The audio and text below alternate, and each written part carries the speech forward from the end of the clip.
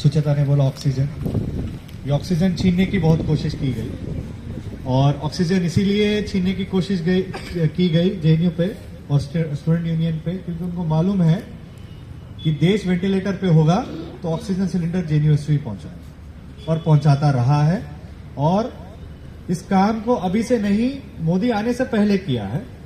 मोदी चुनाव लड़ रहे थे, बनारस यहाँ का यूनियन गया था कहते हुए कि ये आएंगे तो देश में फांसीवाद लाएंगे, और आज उस बात को कह के, उस यूनियन के कहे हुई बात को इतने साल हुआ है और ये साफ हो चुका है कि ये सरकार फांसीवाद को लाया नहीं, ये सरकार फांसीवादी है। और जो भी सरकार फांसीवादी होती है और फांसीवाद को लागू करना चाहता है, उसका पहला हमला इलेक्शन और डेमोक्रेटिक प्रोसेस पे ही होगा। जो सबसे ज्यादा डेमोक्रेटिक बॉडी होगी तो उसी पे पहला हमला होगा।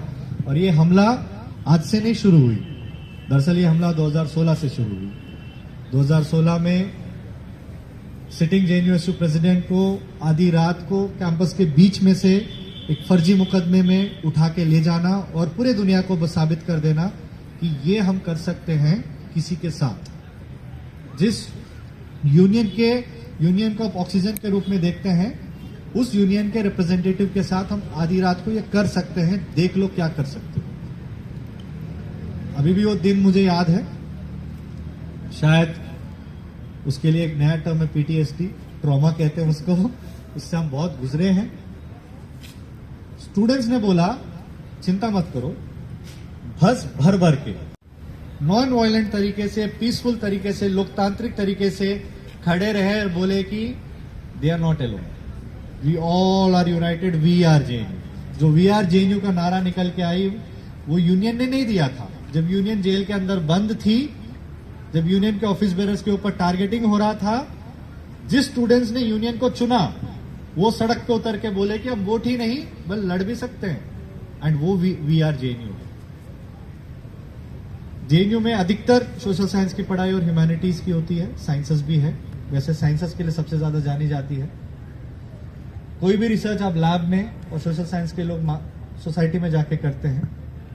और इस सरकार ने जो अनडेमोक्रेटिक, अथॉरिटेरियन और डिक्टेटोरियल, या आप जितना बेहुदा रिप्रेशन किसी पे कर सकते हैं, उसकी उन्होंने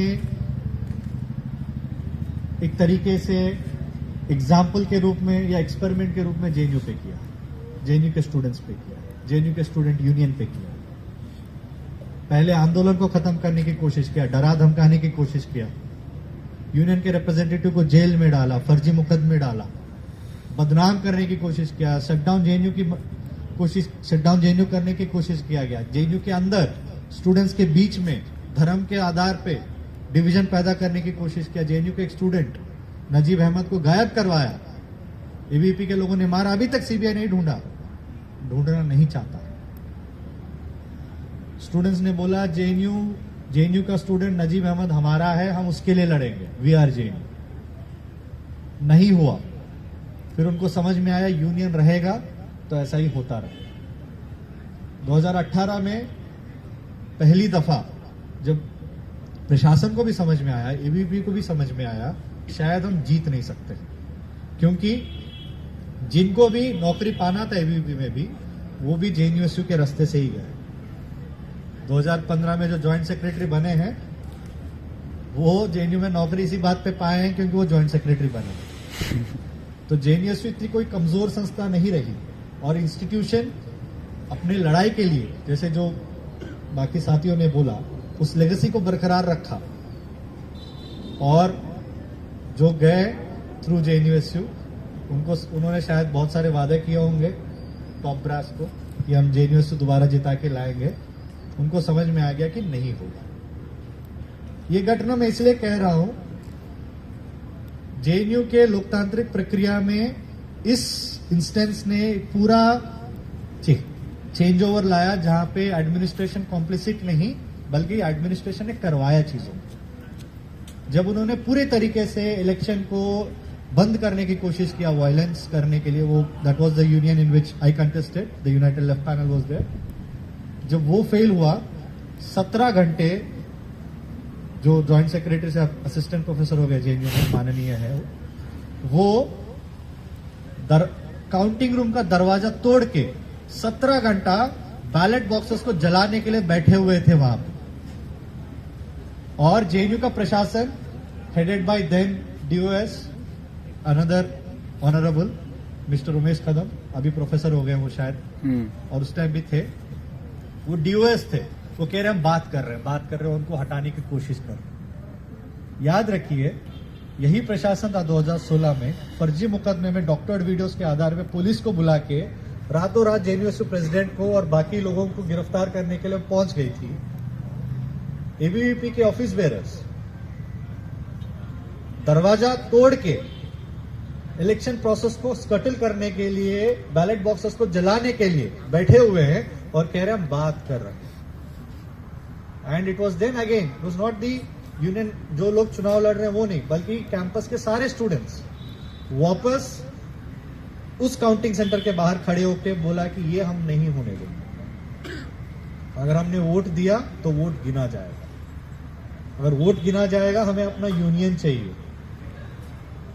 वो वोट गिनने में मजबूर किया। 17 घंटे के बाद जिन्होंने दरवाजा तोड़ के अंदर गए थे उनको वापस निकल के शर्मिंदा होते हुए जाना पड़ा, बट वहां तक रुकी नहीं।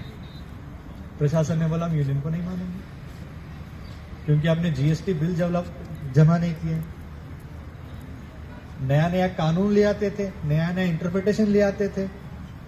हमारा टेन्योर खत्म हुआ, दूसरा टेन्योर शुरू हुआ, बोला इलेक्शन हो ही नहीं सकता है क्योंकि पुराना यूनियन का मान्यता नहीं है, तो पुराना नया यूनियन कैसे करा सकता है।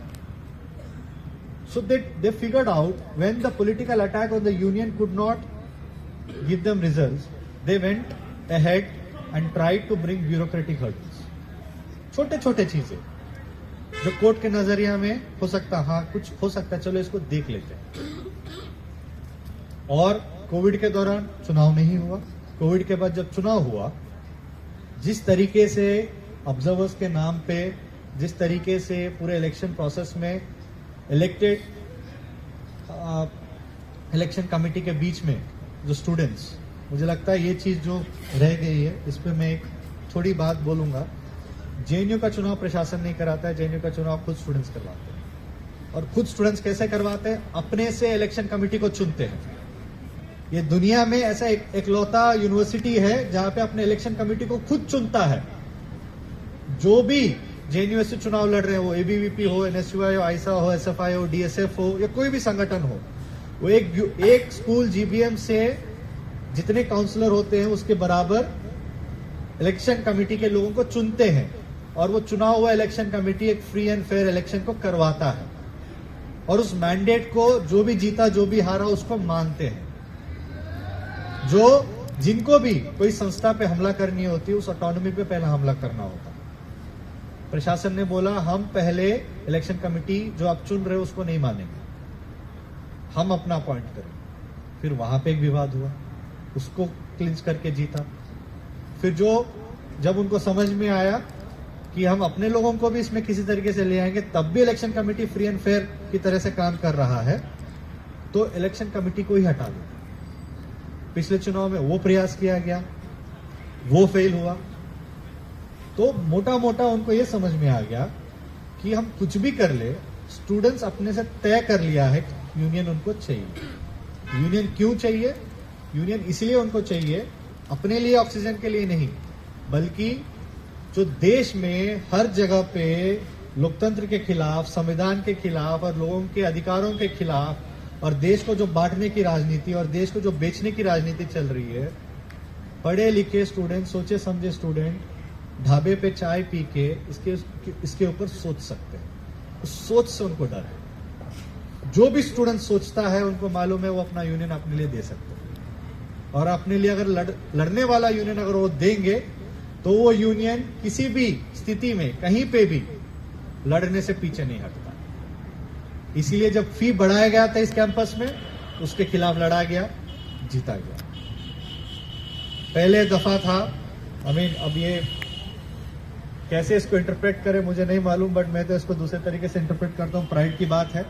पहले माना जाता था कि जेएनयू से जो भी निकलेंगे इंडिया के बेस्ट यूनिवर्सिटीज में, इंडिया के बेस्ट कॉलेजेस में, दुनिया के बेस्ट कॉलेजेस में एकेडमिशियंस होते हैं, ब्यूरोक्रेट्स होते हैं। जेएनयू से आज जो भी सबसे बेस्ट क्रीम है वो तिहाड़ जेल।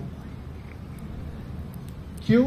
क्योंकि इस देश का जो भी बेस्ट है, सोचने वाले, पढ़ने वाले, लिखने वाले, देश के लिए लड़ने वाले, वो जेल के अंदर ही भेजने का परंपरा इस सरकार ने चालू किया। क्योंकि उसको मालूम है अगर देश के लिए कोई लड़ेगा तो हमारा खुलासा हो जाए। उमर हो, शर्जील हो, देवांगना, नताशा, जेएनयू के स्टूडेंट्स रहे हैं। इसमें से कुछ लोग पास आउट किए हैं, कुछ लोग जेएनयू में रहते हुए उनको यूएपीए के नाम पे, जिसमें बेल का कोई प्रावधान नहीं है भी है तो बहुत लिमिटेड है। बस मुकदमा दर्ज करो, परेशान करो, मुकदमा दर्ज करो, परेशान करो, इनका दम घोट दो। क्यों? क्योंकि अगर कोई भी संस्था जो लोगों के बोलने के लिए बचेगी तो वो संस्था हमारे खिलाफ, हमारे किए हुए, करते हुए जो पॉलिसीज है उसको एक्सपोज कर सकता है। अगर कोई कह दे इस बात को कि आप तो विश्वगुरु बनने निकले थे मोदी जी, बट आप जिस प्रेसिडेंट ट्रंप से मिलने गए, जिसको आपने बोला अब की बार ट्रंप की सरकार, जब उस देश में अपने देश के नागरिकों को इलीगल कह के हथकड़ी पे देश में वापस भेज दिया गया, आप प्रोटेस्ट तक नहीं कर पाए। आप अमेरिकन एम्बेसडर को बुला के एक छोटा सा रिप्रेमेंट तक नहीं कर पाए। आपने बोला ये तो कानूनी प्रक्रिया है। हमसे भी बहुत छोटा जैसे कोलंबिया, हमसे आर्थिक तरीके से, हर तरीके से कमजोर देश है। उसने बोला डिग्निटी के साथ कोई सौदा नहीं रहेगा। जो बात है उस बात को बोला, जो काम है उस बात के लिए अपने लोगों के लिए खड़ा रहा।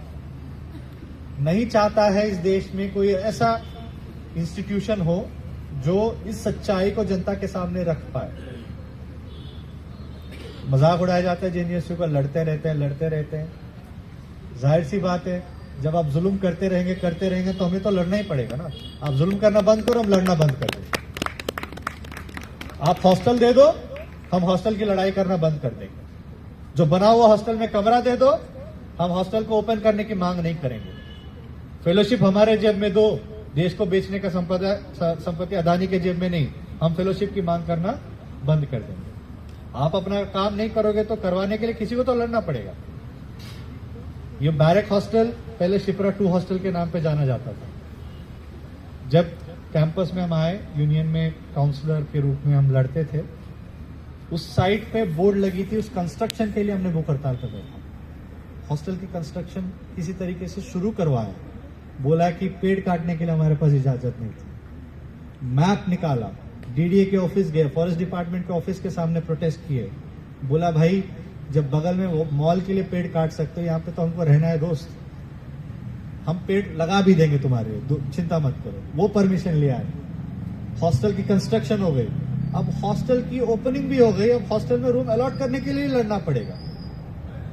ये थकने वाली बात है, बट थकाने वाली बात है। बट एक चीज गारंटी ले लीजिए, अगर आप लोकतंत्र प्रेमी हैं, थकने के लिए तैयार हो जाइए, क्योंकि लोकतंत्र के लड़ना आसान काम इस रिजीम में नहीं।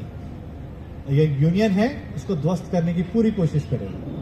वोट करने से लेके, वोट करवाने से लेके, वोट काउंट करने के बाद, यूनियन का मान्यता के बाद यूनियन को चलाने के लिए भी लड़ना पड़ेगा। Because the existence of the union is a symbol of democracy working, existing. If they want to kill that existence of democracy at every level, then the attack on the union will always be there. If you're fighting for democracy in this country, then we will have to fight for our union. We will have to fight for JNUs in the campus to prove outside that we can do it inside. आप भी बाहर करें। जो भी election commission के साथ गफला चल रहा है, जो भी इलेक्शन प्रोसेस के साथ गफला चल रहा है, वो सारा छोटे लेवल पे जेएनयू में करने की कोशिश कीजिए। बट लड़े जीते हैं, लड़ेंगे तो जीतेंगे। बड़ा रेटोरिक वाली बात है, बट ये भी सच्चाई है कि जिन्होंने लड़ा है वो इस देश में जीते हैं। इसी बात के साथ, उम्मीद के साथ कि अगले साल दोबारा हम आएंगे नए यूनियन के साथ, जो आप लोग लड़ेंगे, जीतेंगे। फिर से मुझे इस सरकार पे उम्मीद है कि वो दमन चालू रखेंगे। मुझे आप लोगों पे और ज्यादा उम्मीद है कि आप भी अपनी रेसिस्टेंस और लड़ाई जारी रखेंगे। इनकलाब जिंदाबाद।